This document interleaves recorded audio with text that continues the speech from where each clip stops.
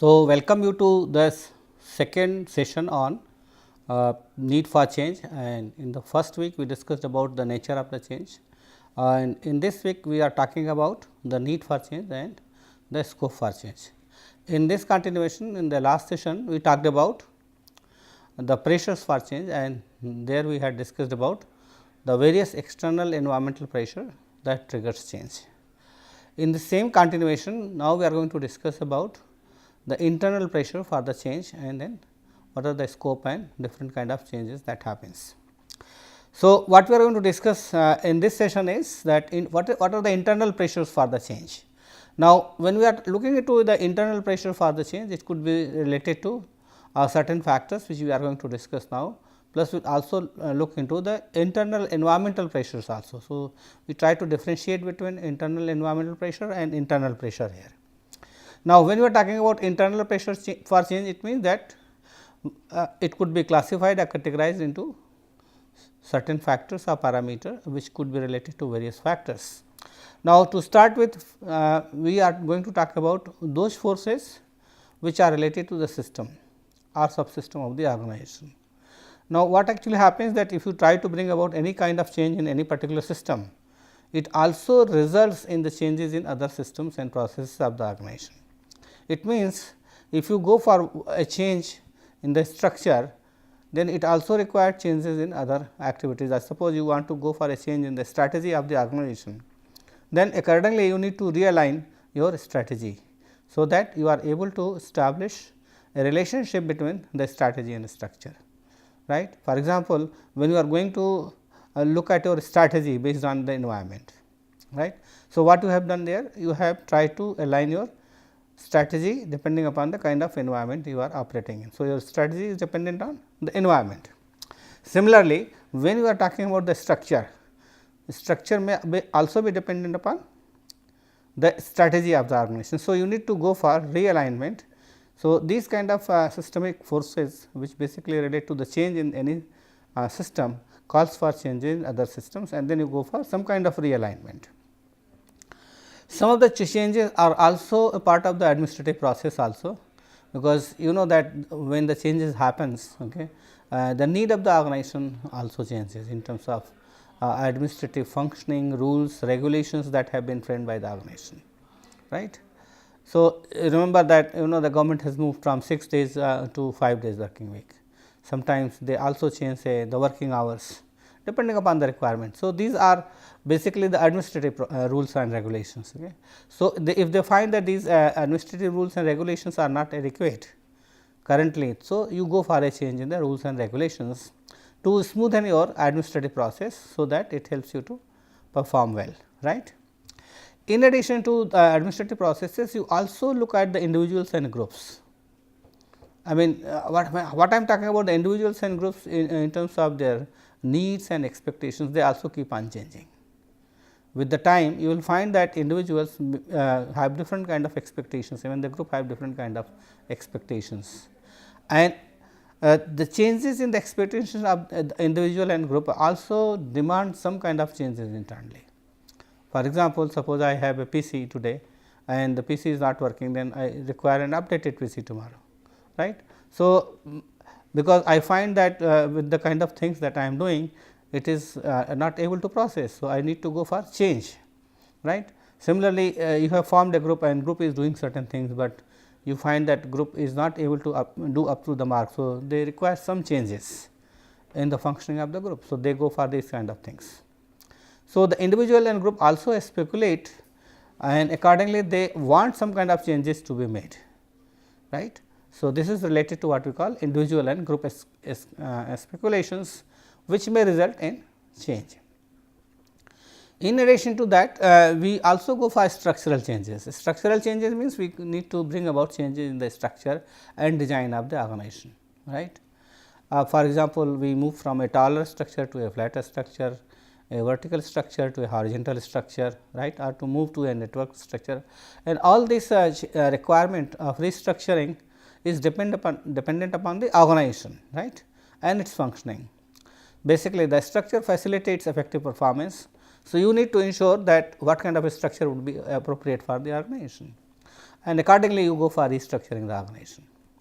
And this restructuring may take in different form, like you move from centralized to a decentralized decision making, you redesign the job, give them more responsibility, more autonomy, more freedom to decide how they are going to perform their job. You also go for right sizing in terms of reducing the number of headcounts in the organization. So, all these are actually form of what you call structural changes in the organization. One example that is given here is related to IBM. What they did basically, they went for restructuring the system and also processes, and this helped them to achieve cost effectiveness. And what they did, they went for downsizing strategy. So, they tried to reduce the number of headcounts by reducing the number of levels in the hierarchy and also reducing the departments. So, they try to have a better fit between the vertical and horizontal activities, so that it could result in more cost effective functioning. Now, apart from structural changes, we also have people related changes, right. People related change means that you need to make lot of investments in improving the competencies, the knowledge and skill base of the people, because the current state of knowledge, skill and competencies may not be enough for them to perform effectively in the future. So, any kind of change in the knowledge and skill base which happens due to investments in training and development is related to what you call people related changes or people focused changes. So, you see that what is your HR planning strategy, how budget about your manpower requirements, what kind of structural changes you have, reorienting people towards employment, replacing people, right. So, all activities related to people related comes in the form of people focused changes, right. Now, ultimately all this is required for what? Because you need to ensure that the organization perform well. So, ultimately any kind of change that you made, the basic objective is to improve the bottom line. So, the idea is that you need to ensure that your profitability is maintained. So, why you are going to make these kind of changes? You make these kind of changes because you find that you are not able to generate enough revenue, your productivity is going down or you are losing your market shares. So, these are the external factors which may trigger certain internal changes, right. For example, you find that yes, people are not productive enough, so you need to go to train them. You find that the structure is not efficient, so you go for restructuring, right. So, all these efforts are actually aimed at improving the profitability of the organization and performance. And if this is affected, then you try to see that what are the reasons and whether you go for some kind of adjustments internally to improve efficiency of the organization. So, when you move for internal pressure for the change, it means that you are very much concerned about internal efficiencies. The focus is on efficiency, so that you are going to be more productive, right. Now, after this we will see that what are the different kind of pressure that have been discussed and why it is important for organizations to go for a change. Okay. So, the basic idea is that organizations need to renew themselves. Renew themselves means that they need to revitalize themselves, they need to come out with a new avatar, right. So, they need to change the identity, their behavior, their focus, their market. So, if all these things are happening, it means that organizations are moving towards self renewal. Self renewal means that they are trying to bring about certain change. It is not cosmetic in nature, but they are trying to go for change in the same structure, system, process, technology, and that is how they try to renew themselves. And this renewal is basically related to or linked to performance. If the renewal does not happen, then they are not going to perform well. So, when you are going for renewal, then what you do basically? What are the different activities which could be taken up by the organization? So, you challenge your old assumptions the way you have been doing, right.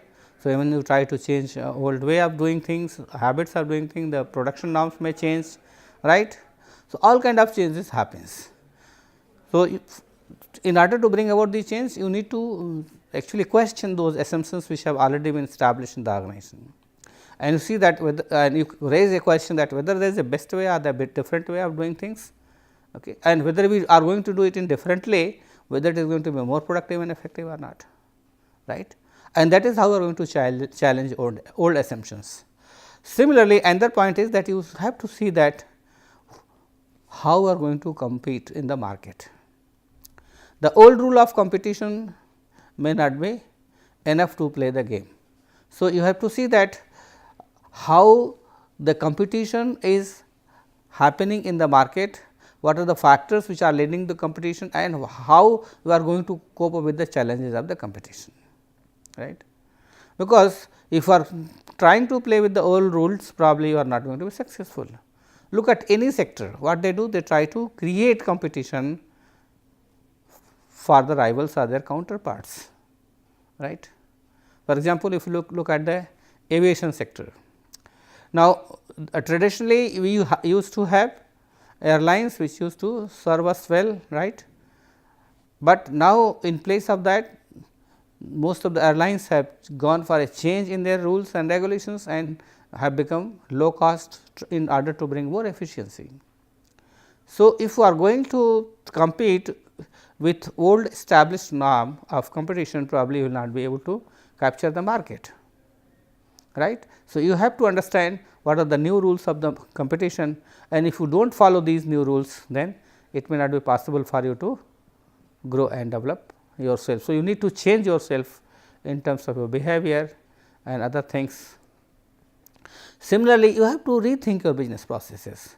So, basically you need to look at each business process that you are following and see that whether this business process can be revitalized, re-engineered in a different way. So, that you need you bring more efficiency. Look at any business process, say recruitment, advertising, production, quality control, all these are part of the business processes. So, each of them basically contribute to the performance of the organization directly or indirectly.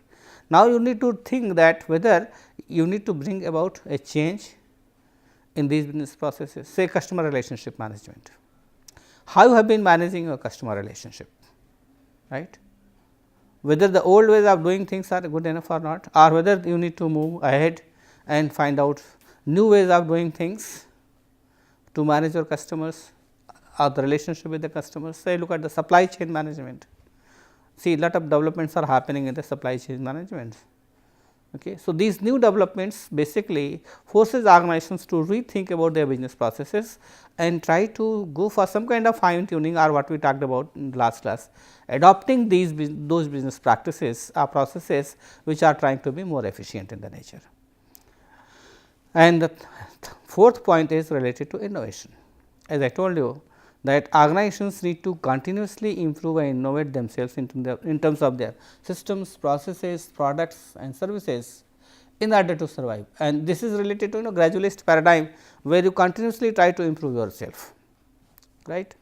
So, constant innovations, that means that you need to continuously improve and innovate your performance, and that is possible only when you offer new products and new services through business processes, playing the new rule of the competitions, challenging your old habits, right, bringing out new things, right, and see that you continuously try to keep on improving yourselves. That is the next point, improving continuously as a part of normal functioning.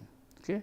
So, that there is no punctuation and there is no spike that is seen. So, you continuously keep on increasing, and then this results in what we call a continuous evaluation of growth and development, and then keeping in mind your vision and mission, and accordingly see that how you can transform your organization, looking at the purpose, the existence of your organization, and what kind of direction is provided by the vision and mission statement of the organization.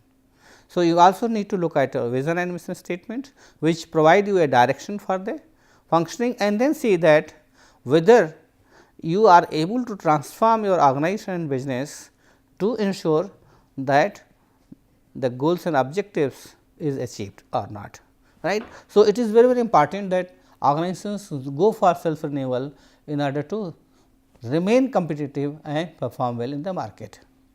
Now, moving to this, we will also discuss some pressures which organizations face internally. Part of that we have already talked about, but this is related to what we call 5 different kind of pressure, that is growth pressure, integrity and collaboration pressure.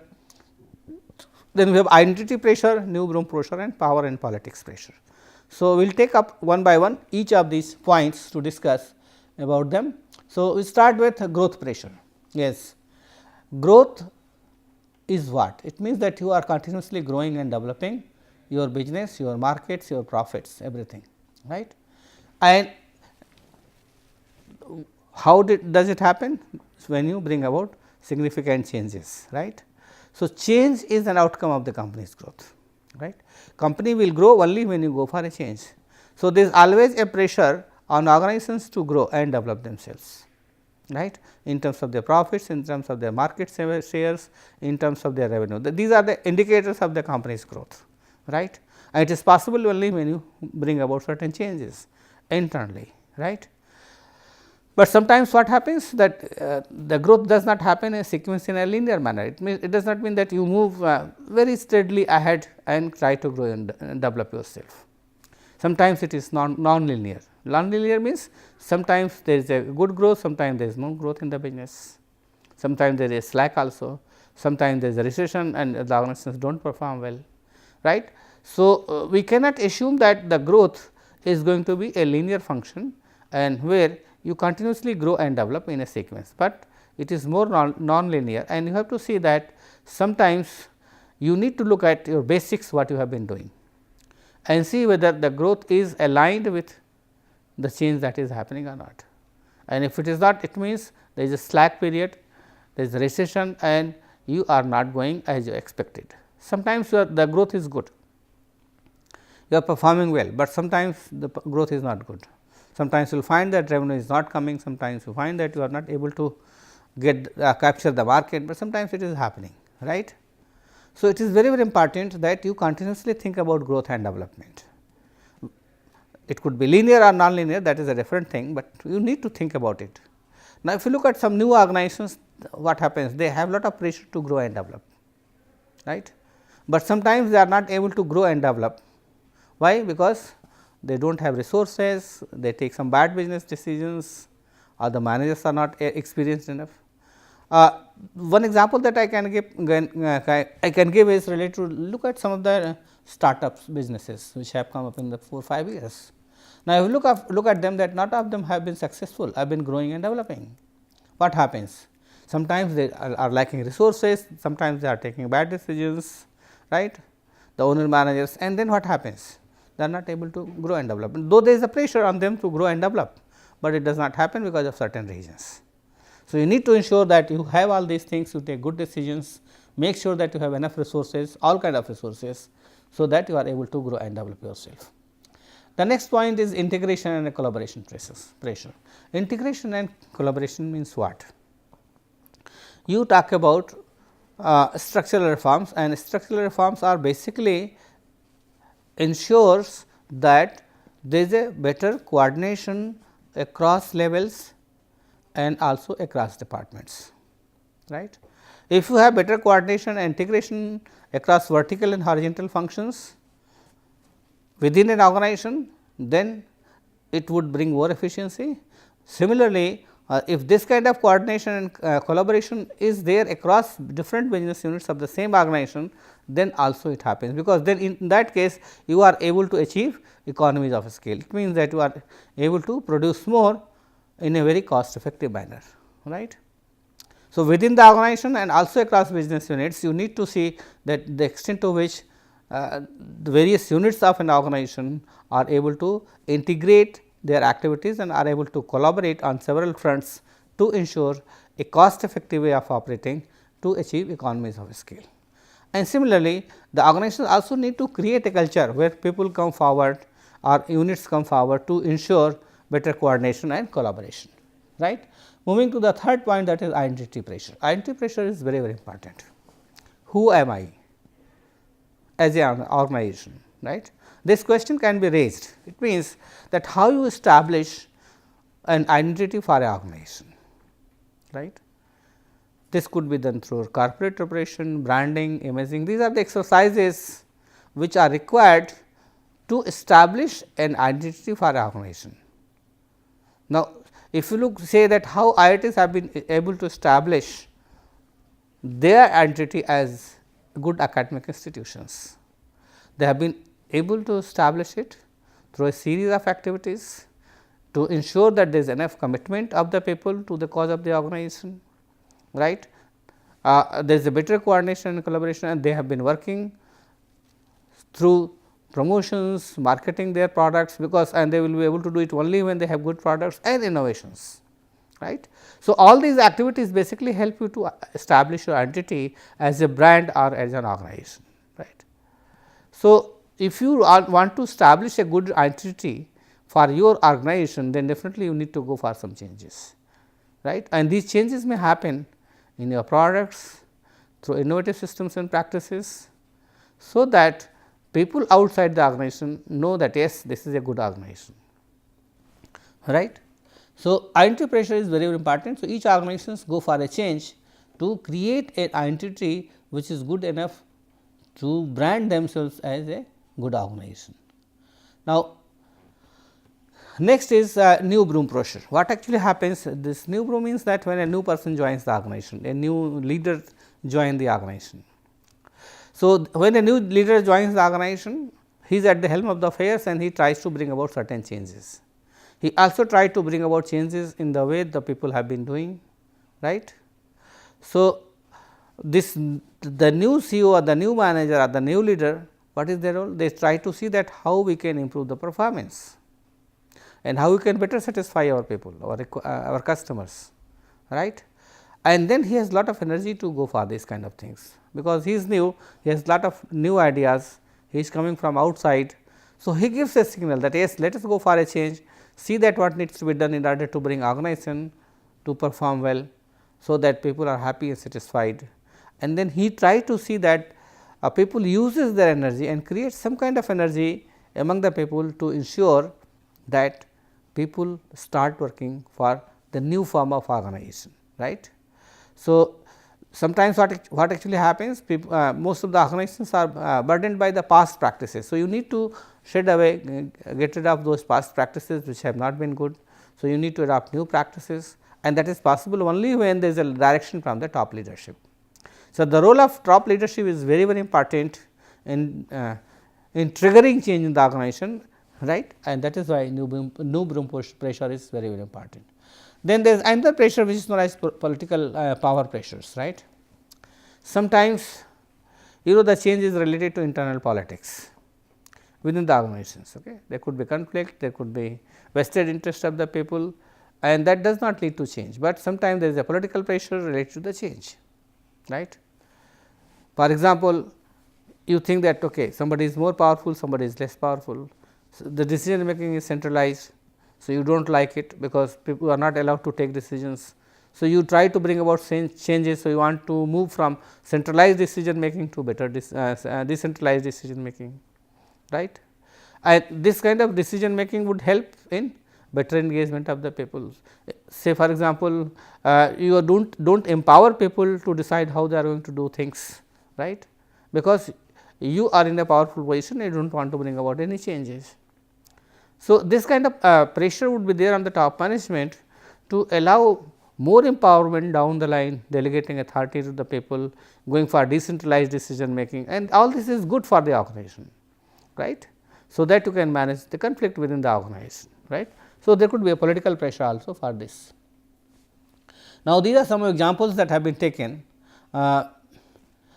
related to both the external environmental pressure and the internal environmental pressure, like fashion pressure, right. Fashion pressures, when you try to look at how we are going to bring about changes depending upon the requirement of the organization. And the example there is a Boeing is a company which makes planes, right. So, if you look at this, it talks about new institutionalism, mimetic isomorphism. A mimetic isomorphism is where you try to imitate what others have been doing. The best practices of successful organizations are being imitated by the company in order to ensure that they are able to satisfy the requirement of their customers, right. Then another one is mandated pressure. Mandated pressure, some examples like Chevron, Texaco, these companies, there is a coercive isomorphism. Coercive isomorphism is that there is a threat, there is a requirement that you need to do immediately, otherwise your survival will be at stake.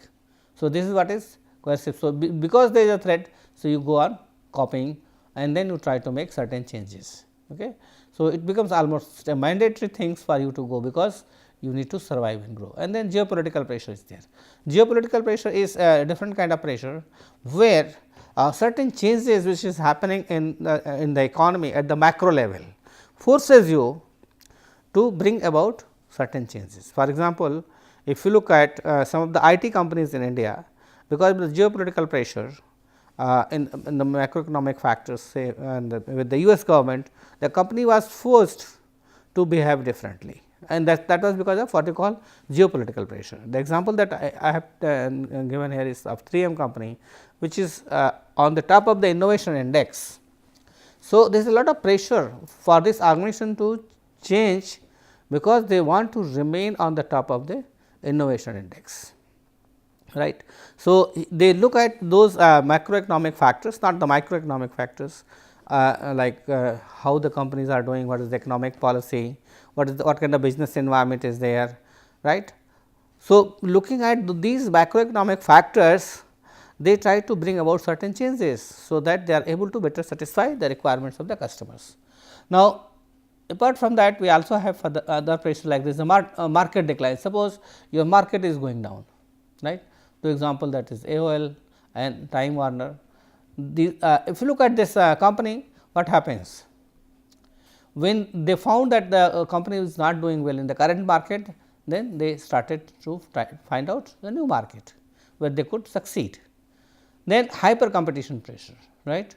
A lot of competition, especially if you look at the mobile technology that is happening. The example that I have taken is Apple and Samsung. There is a intensified rate of business, including shortened product life cycle. You know that every 6 months, 1 year, they are coming out with a new product, almost every 6 months, okay. And that is because there is a rapid response from the customers, producing pressure for change. So, you need to come out with a new product, otherwise you will not be able to survive or compete. Then there is reputation and credibility pressure. Some of these companies, like you know that Walt Disney and in India Satyam, they both went through certain corporate scandals. Okay. So, if they go through these kind of scandals, there is a pressure to maintain good reputation, and because your credibility is at stake. So, if you are not able to maintain your credibility, then it would be very difficult for you to survive and grow. So, if you look at these pressure, you will find that yes, these companies try to look at it and then try to see that how they could maintain a good reputation and improve their credibility. Now, apart from external, we will also discuss some of the internal pressures, like we talked about growth pressure, integration pressure and identity pressures. So, the growth pressure, say in Microsoft. So, how they want to ensure that the systems and processes, how they can apply to all kind of organizations, right. Then there is a pressure like integration and collaboration pressure. The example that I have taken is electronic data systems, where they go for creating and integrating economies of scale, okay, so that they could be more effective and competitive. Then identity pressure, this Forte Hotel, because this was a problem with because there was less commitment from the staff, there was low coordination vertically and horizontally both in the organization. It was very difficult for them to manage. So, the top management tried to do something to create an identity for the organization, so that people are able to realize that yes, and they feel proud that okay, they are working with a company like this one, right. So, this kind of pressure actually helps companies to establish an identity, a reputation for themselves, so that it brings more commitment on the part of the people. Now, apart from that, we also had new broom pressure like ICICI, RBI Bank, right. Both these banks, actually what happens when there is a change in the senior management, particularly the CEO, you think that yes, it is a catalyst. You know that earlier in RBI we had a different person, okay. Now we have a different person, and then each of them is trying to bring about significant changes. Okay. I do not know whether these changes are going to be successful or not, but they actually try to bring about change in this organization, so that organization is going to be more successful. Similarly, you know that RBI had certain problems with his current governor, and then he tried to bring about significant changes which may or may not liked by the government, right. And then we have power and political pressure, that is also important, because what kind of power relationship and politics is going on internally, and that allow you to ensure more empowerment, better centralized going for more decentralized decision making, right, being less formal, okay, and moving from a vertical to a more taller structure. So, that when you are say delayering or moving to reduce the level of hierarchy, definitely this kind of conflict across levels would go down, right. So, with this also reduces the powers in the hierarchical level. So, what we have discussed is both internal and external environmental pressures, and take some examples, and with this we want to finish this. Thank you very much. Okay.